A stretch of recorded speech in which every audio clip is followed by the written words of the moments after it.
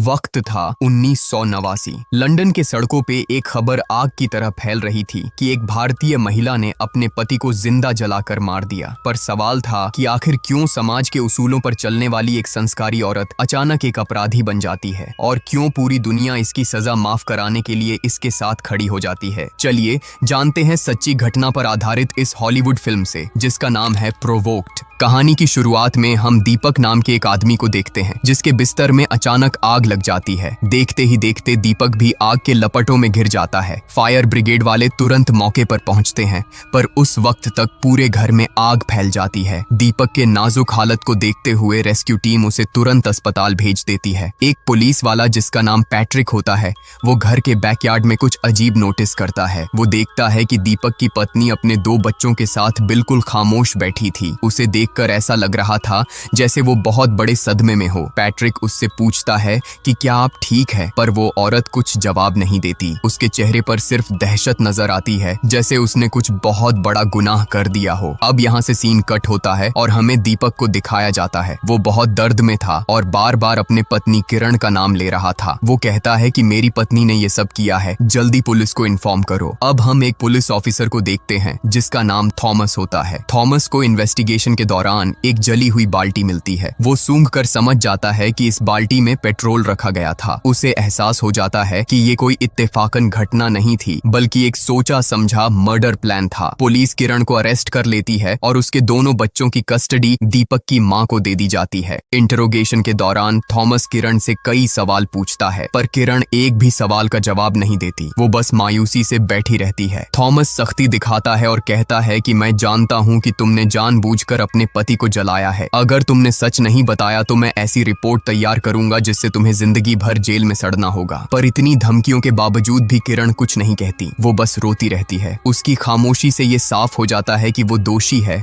और उसने जानबूझकर आग लगाई थी। कल लंदन के अखबार में हेडलाइन निकलता है कि एक इंडियन महिला ने अपने पति को जिंदा जला दिया। ये न्यूज पूरे दुनिया भर में वायरल हो जाती है। किरण को लंदन के सेंट्रल जेल में भेज दिया जाता है। वो बाकी कैदियों से काफी अलग दिख रही थी। ऐसा लग रहा था जैसे किसी कांच की गुड़िया को भेड़ियों के पिंजरे में छोड़ दिया गया हो। किरण को उसके सेल के पास लाया जाता है। उस सेल को देखकर किरण को एक पुरानी बात याद आने लगती है। अब कहानी यहाँ से फ्लैशबैक में जाती है जब दीपक उसे पहली बार लंदन लाया था और वो उस वक्त प्रेग्नेंट थी। दीपक उसे एक सरप्राइज देता है। वो किरण को एक नया घर दिखाता है जो दीपक ने ही खरीदा था। किरण उस वक्त तक बहुत खुश थी क्योंकि शादी को सिर्फ 1 साल ही हुए थे और तब तक दीपक उसका बहुत अच्छा ख्याल रख रहा था। अब कहानी वापस प्रेजेंट में आती है। अगली सुबह किरण के सेल में एक नई कैदी आती है जिसका नाम रॉनी होता है। रॉनी एक कड़क मिजाज की लड़की होती है, पर दिल की बहुत अच्छी भी। वो किरण को उठाती है और उसे एक ब्रेड ऑफर करती है, पर किरण बिल्कुल खामोश बैठी रहती है। रॉनी को भी उसे देखकर थोड़ा अजीब लगता है क्योंकि वो पहले भी इस जेल में आ चुकी थी, पर कभी उसने इतनी सहज और सरल स्वभाव की लड़की को यहाँ नहीं देखा था। कुछ दिन बाद किरण से मिलने एक सरकारी वकील आती है और उससे सारी जानकारियां इकट्ठा करती हैं ताकि कोर्ट में इसकी सजा कम करवा सके। किरण वकील को अपने शरीर का चोट दिखाती है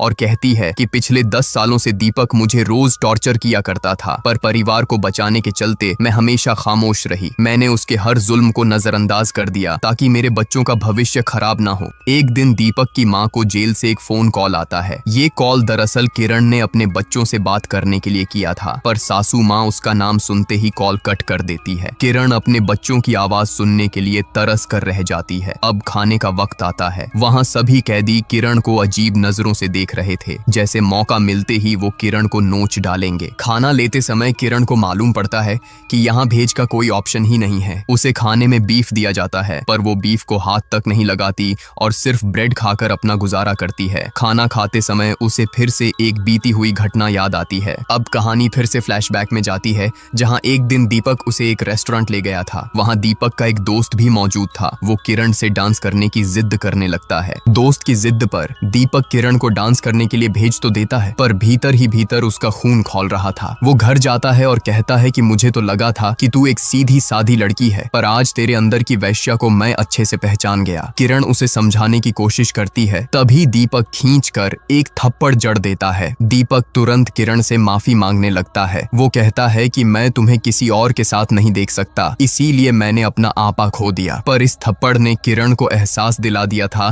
कि यकीनन दीपक एक घटिया सोच का इंसान है। अब कहानी वापस प्रेजेंट में आती है जब किरण जेल के मेस में खाना खा रही होती है। उसके पास एक कैदी आती है और उसकी थाली से एक ब्रेड छीन लेती है। वो कहती है कि अगर इस जेल में सही सलामत रहना है तो रोज खाने का कुछ हिस्सा मुझे देना होगा। पर तभी रोनी आती है और प्लेट से मारकर उस दबंग कैदी का मुंह तोड़ देती है और उससे वापस ब्रेड छीनकर किरण को दे देती है। अगर शायद रोनी वहां न होती तो बाकी कैदी किरण को कच्चा ही चबा जाते। एक दिन जेल में किरण की वकील उससे मिलने आती है। वो कहती है कि कल अस्पताल में तुम्हारे पति ने दम तोड़ दिया, अब ये केस और भी मुश्किल हो गया है। कुछ दिन बाद किरण के केस की सुनवाई होती है। सबसे पहले किरण की सास को कटघरे में बुलाया जाता है। जज उससे पूछता है कि क्या आपका बेटा किरण को मारता पीटता था। अब यहाँ से किरण एक बीती घटना को याद करती है जहाँ माँ के सामने ही दीपक उसे मारने के लिए दौड़ा था। दरअसल उस दिन किरण ने दीपक के ऑफिस में फोन करके ये पता करने की कोशिश की थी कि वो ऑफिस में है या नहीं। उस वक्त कई गोरे लड़कियों के साथ दीपक के अफेयर्स थे और ये बात किरण अच्छे से जानती थी। दीपक की ये हरकत उसने अपने सास को भी बताई। इतने में दीपक उसका गला दबाने लगता है। गनीमत रही कि माँ ने बीच बचाव किया, नहीं तो उस दिन दीपक किरण की जान ही ले लेता। पर कोर्ट रूम में किरण की सास ने झूठा बयान दिया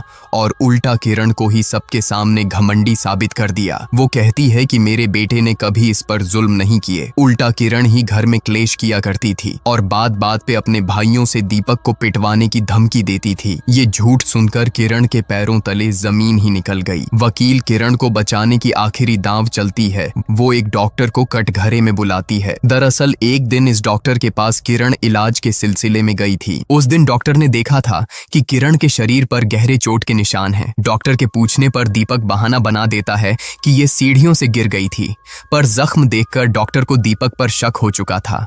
वो दीपक को बाहर जाने के लिए कहती है। दीपक समझ जाता है कि अगर मैं बाहर गया तो ये किरण से सच जानने की कोशिश करेगी। वो किरण का हाथ पकड़ता है और जबरदस्ती उसे लेकर घर वापस चला जाता है। डॉक्टर कोर्ट रूम में ये सब कुछ बता देती है, पर ये सबूत उसकी सजा माफ करने के लिए काफी नहीं होते। अब आखिर में किरण को बयान देने के लिए कहा जाता है, पर वो कुछ नहीं कहती, बस शांत खड़ी रहती है। दरअसल वो अपने आप को पहले ही दोषी मान चुकी थी। वकील बहुत कोशिश करती है कि घटना को सेल्फ डिफेंस में की गई मर्डर का एंगल दिया जाए, पर इस क्लेम को खारिज कर दिया जाता है। जज किरण को 12 साल की सजा सुना देता है। कुछ महीने बीत जाते हैं। किरण और रोनी अब अच्छे दोस्त बन चुके थे। किरण को जेल में अच्छा महसूस होने लगा था। 10 सालों के दर्दनाक टॉर्चर के बाद उसे फाइनली आजादी का एहसास हो रहा था। किरण को बाकी सहेलियों से पता चलता है कि रोनी भी अपने पति के मर्डर केस में सजा काट रही है। किरण रोनी से पूछती है कि तुमने अपने पति को क्यों मारा। रोनी कहती है कि मेरा पति मुझे रोज हैरेस किया करता था, इसीलिए मैंने उसका गेम बजा दिया। किरण ये भी पूछती है कि क्या तुम्हें इस बात का पछतावा है। रोनी कहती है मुझे बस एक ही बात का अफसोस है कि ये काम मैंने पहले क्यों नहीं किया। ये सुनकर किरण के दिल को थोड़ी तसल्ली मिली, नहीं तो अब तक वो एक गिल्ट में जी रही थी कि वो एक खूनी है जिसने अपने हाथों से अपने सुहाग का ही कत्ल कर दिया। पर अब रोनी की बातों ने उसके दिल का बोझ हल्का कर दिया था। अब यहाँ से सीन कट होता है और कहानी में एक रिपोर्टर की एंट्री होती है जिसका नाम राधा होता है। वो जेल में किरण से मिलने आती है। राधा कहती है कि आपको हाई कोर्ट में एक और ट्रायल की मांग करनी चाहिए। हमारी टीम आपको इंसाफ दिलाने के लिए जी जान लगा देगी। पर किरण पहले ही हिम्मत हार चुकी थी। उसे नहीं लगता था कि उसकी सजा अब माफ हो पाएगी। वो रिपोर्टर को एक और ट्रायल देने से मना कर देती है। रिपोर्टर को एक आइडिया आता है। वो सोचती है कि अगर वो अपने बच्चों का चेहरा एक बार देख ले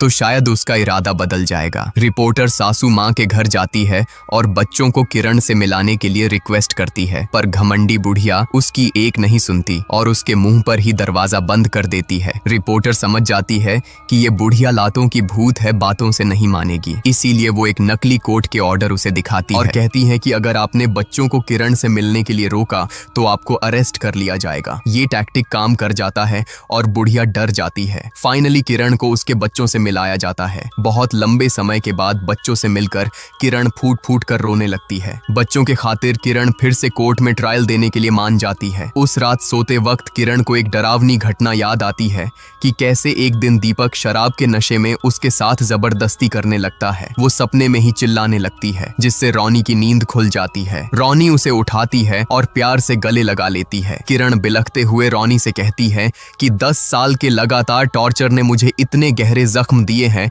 जिसे मैं चाहकर भी नहीं भूल सकती। कभी कभी तो वो मेरे सारे कपड़े फाड़ देता था और शराब की बोतल को जबरदस्ती अंदर घुसाने की कोशिश करता था। रॉनी उसे समझाती है कि अब सब कुछ ठीक है, तुम यहाँ बिल्कुल सेफ हो। धीरे धीरे जेल में किरण की जिंदगी बेहतर होने लगी थी। वो नई नई चीजें सीखती, दोस्तों के साथ गेम्स खेलती, अलग अलग किताबों में डूबी रहती। रॉनी उसका ख्याल बड़ी बहन की तरह रखती थी, जैसे बालों को गूंथ देना, कहानियां सुनाना और कभी कभी तो गंदे जोक्स से उसका मन भी बहलाती थी। कुछ दिन बाद रिपोर्टर वापस किरण से मिलने आती है। रिपोर्टर कहती है कि हमें वकील नहीं मिल पा रहा है। वो इस केस का नाम सुनते ही अपनी फीस 10 गुना बढ़ा देते हैं। ये बात रॉनी सुन लेती है और अपने एक भाई को कॉल करती है जो शहर का एक नामी वकील था। वकील रिपोर्टर को बुलाता है और कहता है कि मैं आपके केस को लेने के लिए तैयार हूँ और आपको फीस देने की भी कोई जरूरत नहीं। जब किरण को पता चलता है कि रॉनी ने मेरी इतनी बड़ी मदद की तो वो उसे गले लगा लेती है। रिपोर्टर अपने टीम के साथ मिलकर हर एक नुक्कड़ और चौराहे पर किरण का पोस्टर लगा देती है। वो रैलीज निकालती है और पूरे दुनिया को किरण के दर्दनाक अतीत के बारे में बताती है। अब वो दिन आता है जब किरण को कोर्ट के ट्रायल के लिए निकलना था। रॉनी उसके लंबे बालों को काट देती है और एक सूट पहनाकर उसे तैयार करती है। उसे सूट में देखकर जेल के सभी कैदी तालियां बजाने लगते हैं और उसे गुड लक विश करते हैं। वो अब पहले वाली किरण नहीं रही जो डरी सहमी रहती थी। अब इसके अंदर कॉन्फिडेंस आ चुका था। कोर्ट रूम की ओर जाते वक्त वो उस दिन के बारे में याद करती है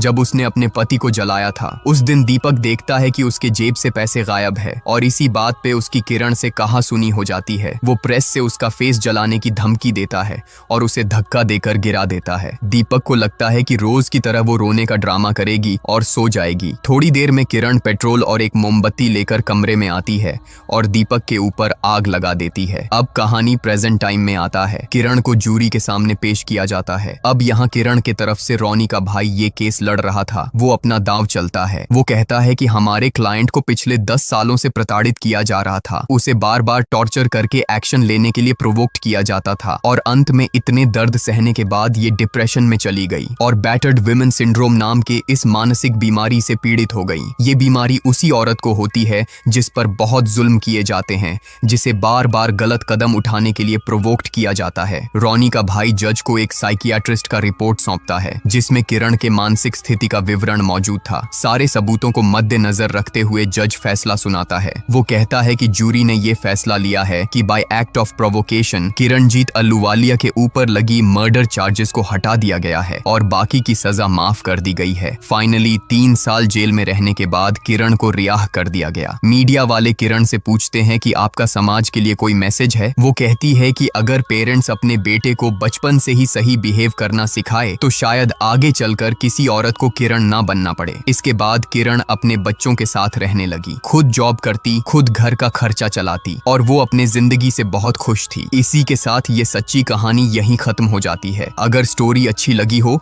तो कमेंट्स में बताइए और ऐसे ढेर सारे इंटरेस्टिंग वीडियोस के लिए चैनल को सब्सक्राइब कीजिए। मिलते हैं एक और दिलचस्प टॉपिक के साथ।